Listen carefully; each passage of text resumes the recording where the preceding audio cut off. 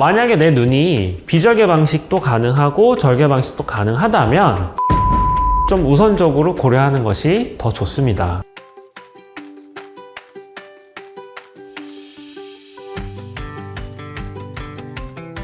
안녕하세요.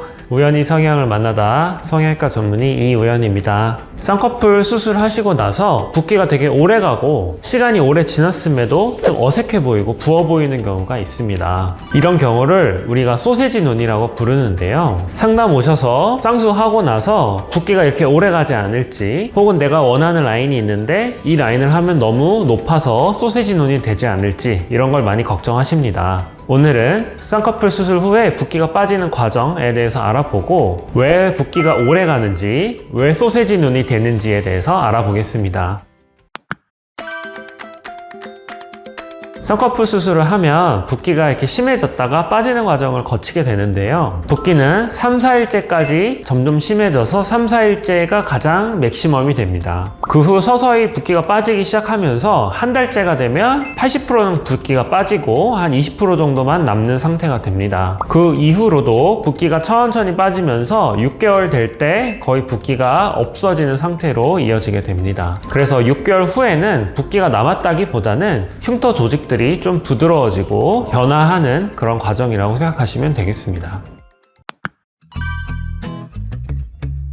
쌍수하고 붓기가 오래가는 가장 큰 원인은 본인의 눈의 조건에 비교해서 쌍꺼풀 라인을 과하게 높게 잡았을 경우입니다. 바로 이 요소가 60% 정도로 붓기를 결정하는 요소가 되겠습니다. 여기서 눈의 조건이라 함은 위 눈꺼풀의 두께, 안구가 돌출되어 있는지 함몰되어 있는지 그 정도, 그리고 위 눈꺼풀에 지방이 얼마나 많은지, 이 세 가지 요소가 눈의 조건을 결정한다고 볼 수 있습니다. 위 눈꺼풀이 얇은 편이고 안구도 적당히 돌출되어 있고 그리고 지방도 별로 없는 편이라면 눈의 조건이 아주 좋다고 볼 수 있습니다. 이런 경우라면 세미아웃이나 아웃라인처럼 좀 화려하고 높은 쌍꺼풀 라인을 해도 붓기가 오래 간다든지 소세지 눈이 된다든지 이렇게 이어지진 않습니다. 만약에 위 눈꺼풀이 좀 두툼한 편이고 안구도 좀 안쪽으로 들어가 있고 지방도 좀 많은 편이다 라고 하면 조건이 사실 좀 안 좋은 편이라고 볼 수 있고,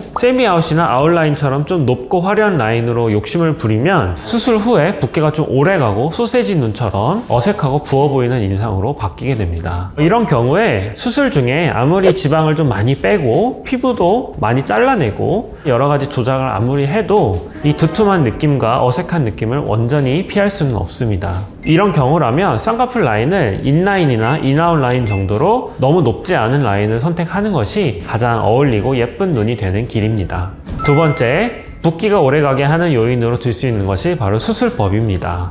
비절개 쌍꺼풀 수술, 자연유착이나 매몰법이나 그리고 절개 쌍꺼풀 수술을 비교했을 때 같은 눈의 조건과 같은 쌍꺼풀 라인을 선택한다고 하면 비절개 방식이 시간이 지나면서 쌍꺼풀을 만들어주는 그 유지의 실의 힘이 좀 떨어지기도 하고 부드러워지고 풀어지는 경향이 있기 때문에 절개에 비해서는 확실히 붓기가 좀 더 빨리 빠지고 붓기가 덜한 것이 사실입니다.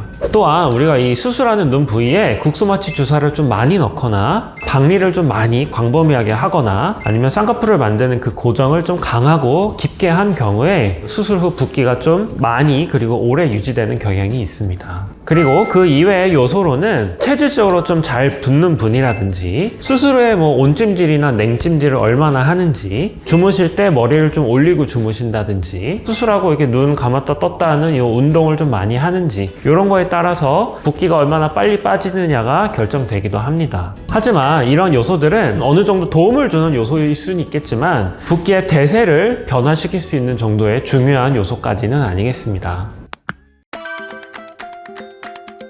자, 그러면 눈의 붓기가 오래가지 않고 소세지 눈이 되지 않으면서 쌍꺼풀 수술이 성공할 수 있기 위해서는 첫 번째, 자신의 눈의 조건에 맞는 쌍꺼풀 라인을 결정하는 것이 가장 중요하겠습니다. 내 눈의 조건이 좀 좋은 편이라면 세미아웃이나 아웃라인처럼 좀 화려한 라인을 선택을 해도 자연스럽고 이쁘게 잘 나올 수 있습니다. 혹은 내 눈의 조건이 좀 좋지 않은 편이라고 하면 인라인이나 인아웃 라인을 하면서 내 얼굴에 가장 맞는 가장 아름다운 눈을 선택할 수 있습니다. 그래서 성형외과 전문의와 상담을 좀 많이 해보시고 내 눈의 조건이 어느 정도인지 그리고 내가 원하는 라인이 어떤 라인인지를 결정하셔서 가장 베스트 플랜을 정해보시는 걸 추천드립니다. 두 번째, 수술적으로 만약에 내 눈이 비절개 방식도 가능하고 절개 방식도 가능하다면 비절개 방식을 좀 우선적으로 고려하는 것이 더 좋습니다. 또한 수술 과정에서 국소마취 주사도 최소한으로 사용하고 박리도 필요한 범위만 박리를 하게 하고 쌍꺼풀의 고정도 너무 강하지도 않게 적정선으로 고정하는 것이 중요하겠습니다.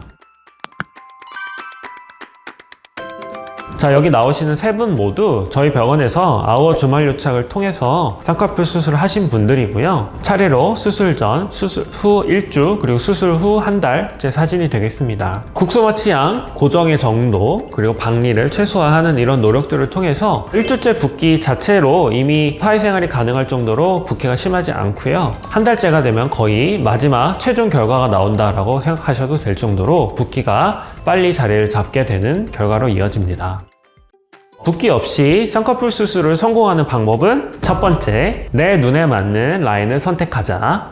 두 번째, 붓기를 줄이기 위해서 노력하는 성형외과 원장님과 상담을 해보시는 걸 추천드립니다. 자, 오늘은 여기까지고요. 오늘 내용 유익하셨으면 좋아요, 구독 부탁드립니다. 우연히 성형을 만나다 성형외과 전문의 이우연이었습니다. 안녕.